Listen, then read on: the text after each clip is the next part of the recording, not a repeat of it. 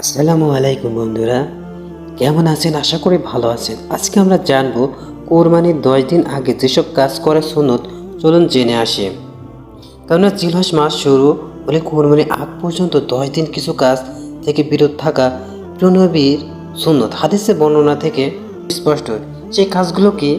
রাসূলুল্লাহ সাল্লাল্লাহু আলাইহি সাল্লাম বলেছেন, তোমাদের মধ্যে যারা কোরবানি দেওয়ার ইচ্ছা পোষণ করে তারা যেন জিলহজ মাসে চাঁদ ওঠার পর থেকে কুরবানি সম্পন্ন করা পর্যন্ত নিজ নিজ চুল ও নখ কাটা থেকে বিরত থাকে। মুসলিম মিশকাত উম্মে সালমা রাদিয়াল্লাহু আনহা আরও বর্ণনা করেন, নবী সাল্লাল্লাহু আলাইহি সাল্লাম বলেছেন, যখন জিলহজের 10 দিন আসে এবং তোমাদের কেউ কুরবানি করার নিয়ত করে তখন সে যেন নিজের চুল চামড়া কোনো অংশ না কাটে। মুসলিম হাদিস।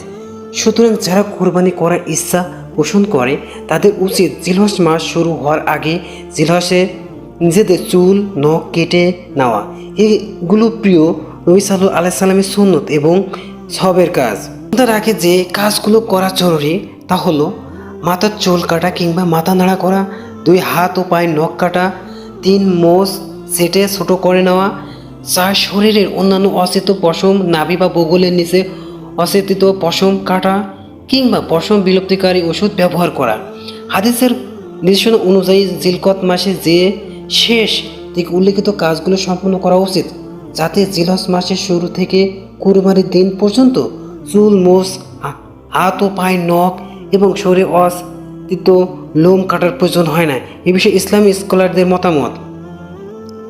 এক ইমাম আবু হানিফা রহমতুল্লাহ আলাহি বলেন যে জিলহজ মাসের প্রথম 10 দিন অর্থাৎ কুরবানির সম্পূর্ণ হওয়ার আগ পর্যন্ত নখ চুল ইত্যাদি কাটা মাকরুহ বা নিষিদ্ধ নয়, তবে তা কাটা উত্তম। 2 ইমাম শাফি রহমতুল্লাহ আলাহির মতে উল্লেখিত কাজগুলো করা নিষিদ্ধ, মাকরুহ তানজিহ, তবে হারাম নয়। তবে উলামায়ে কেরামগণের মতে কোরবানির পশু জবাইয়ের পর চুল নখ কাটা ইত্যাদি মুস্তাহাব।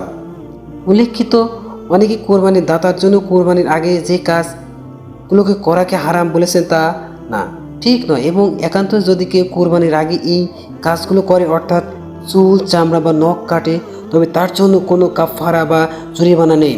তবে উল্লেখিত আমলগুলোকে ফুকাহে কেরাম মুস্তাহাব বলেছেন। কেউ এর ব্যতিক্রম করলে আল্লাহর কাছে ক্ষমা চাইতে হবে।